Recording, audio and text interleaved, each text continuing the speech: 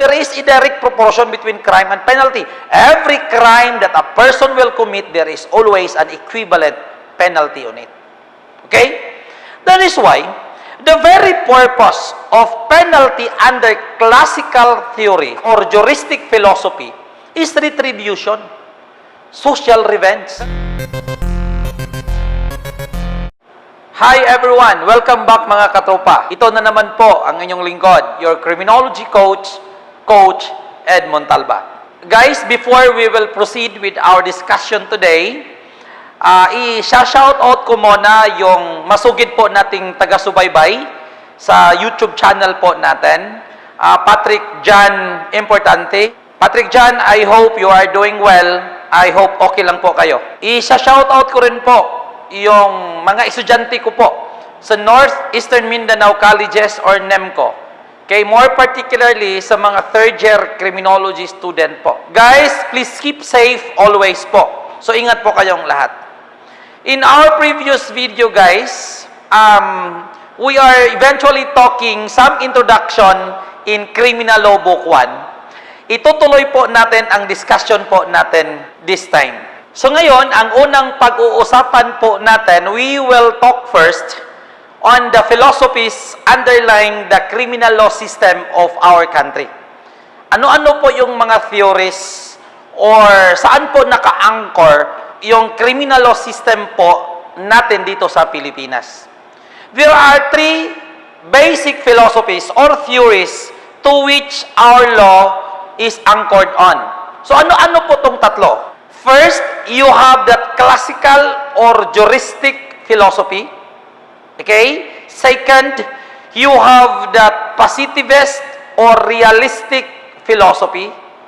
And of course, finally, number three, you have that mixed or eclectic philosophy po. Okay? Again, uulitin ko po, there are three philosophies or theories that our law is based on.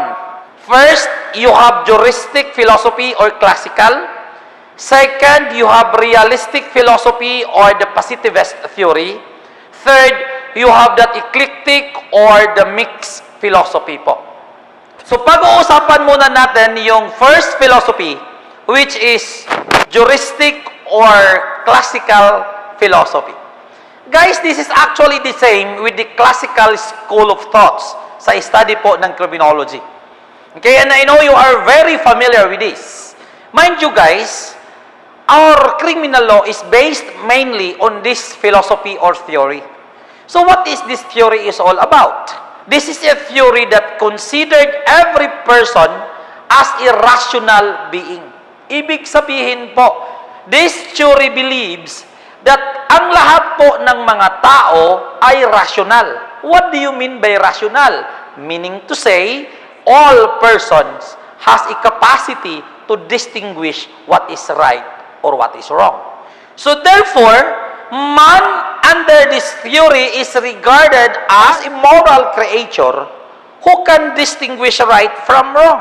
So therefore, free will, lahat po ng ginagawa ng tao, he perform it because of his own free will. So therefore, when a person commits or perpetuates a crime, he must be ready for a punishment or penalty. There is a direct proportion between crime and penalty. Every crime that a person will commit, there is always an equivalent penalty on it. Okay? That is why, the very purpose of penalty under classical theory or juristic philosophy is retribution, social revenge. Kaya nga po, may kasabihan that punishment must fit the crime. Ito po yung classical. Okay? Oculo pro oculo, denti pro denti. Meaning, an eye for an eye, a tooth for a tooth. Diba? Lex talionis. Every time that a person will commit crime, then the punishment of that person must be proportionate to the crime that he or she has committed. Okay? So, under this philosophy, there is that scant or little regards or respect of human elements of the crime. So, the law will not look into why a person committed a crime. Okay? Under this philosophy, hindi po tinitingnan bakit ang tao nakagawa ng isang krimen. But the basis of the penalty is always the product of his act or the crime itself.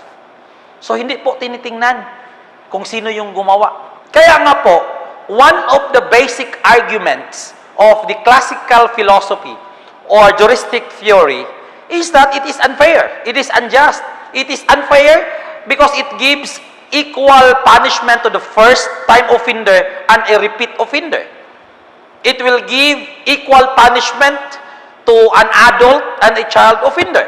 It has become a magna carta for professional criminals because professional criminals can already anticipate the penalty or the punishment of the crime that they will commit. So yun po ang classical or juristic theory po. Ngayon, dadako po tayo to the second philosophy, which is of course the positivist or the realistic philosophy. Okay, ito yung positivist theory. Okay, this is a theory which has been introduced by the father of modern criminology, Cesar Lombroso. The positivist or realistic theory totally rejected or disregarded the ideas and the concept of a classical school, especially on human free will. Because under this theory believes that man is sometimes subdued by a morbid or strange feelings or phenomenon. May pagkakataon daw po na yung tao, as human as they are, sometimes they are not governed by their own will. May pagkakataon po sa buhay ng isang tao na hindi mo hawak or hindi mo kontrolado sa lahat ng pagkakataon ang feelings mo o at ang mga ginagawa mo. Kaya nga po, under positivist or realistic theory, the purpose of penalty is no longer retribution. The very purpose of penalty under positivist or realistic theory is rehabilitation, treatment. Because under positivist or realistic theory, criminal people are considered sick individuals. Since they are sick, what they need is not actually punishment, but rehabilitation. Therefore, guys, if under classical or juristic theory, there is that little or scant regard of human life, here in the positivist or realistic theory, there is that great respect of human elements because the offender is considered as socially sick who needs treatment, not punishment. So in other words, under positivist or realistic theory, crimes are regarded as a social phenomena that constrain a person to do wrong, although not of his own volition. And finally, unlike classical or juristic theory, here, under classical or realistic theory or philosophy, punishment must fit the criminal or the doer of the act. So, ang tinitingnan po dito sa positivist theory, it is not only the crime itself, but the doer of the act. That is why, under positivist theory, it gives due consideration minors, old, and those person who has been legally classified as insane or mentally challenged individuals. Okay? So, i-recap po natin si positivist or realistic theory. Under this theory, the purpose of penalty is rehabilitation. Because a person who committed a crime is considered a sick individual. What he needs is not punishment, but rehabilitation. And finally, crimes are regarded as a social phenomena or social phenomenon which constrains a person to do wrong, although not to his own volitions. Okay? Yun po ang positivist or realistic theory. And now, let us now proceed to the third philosophy, which is the mixed or the eclectic theory or philosophy. Under this philosophy combines both classical and positivist belief. or thinking. So, a combination of a classical and a positivist theory or philosophies. That is why under eclectic or mixed philosophy, it says, when the act or the crime committed by a person is a heinous crime, it must be dealt with in a classical manner, meaning a capital punishment must be imposed in the person who perpetrated or committed a crime. On the other hand, when the crime committed by that person is a crime that has something to do with economics or social in nature, it must be dealt with in a positivist manner. Therefore, the law must be compassionate. Okay? So those are the three philosophies or theories underlying the criminal law system in the Philippines. Okay? Para maklaro po natin before we will proceed, no? First, you have that classical or juristic philosophy that under this theory or philosophy, all human beings are considered rational being. Meaning to say, he has the capacity to distinguish right from wrong. Therefore, whenever a person commits a crime, he committed it out of his own free will. And the purpose of penalty under classical or juristic theory is retribution or social revenge.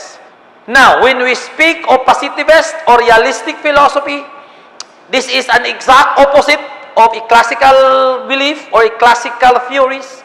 Why? Because under positivist or realistic theory, criminal people are considered sick individual, and what they need is not punishment, but rather rehabilitation or treatment. They don't always believe that the person has a free will or a person is a rational being. Because man is sometimes governed by a morbid or strange feelings. Okay? And finally, you have that mix or eclectic philosophy. This is the combination of a classical and a positivist philosophies. That it says, crimes which are heinous in nature must be dealt in a classical manner, meaning capital punishment must be imposed.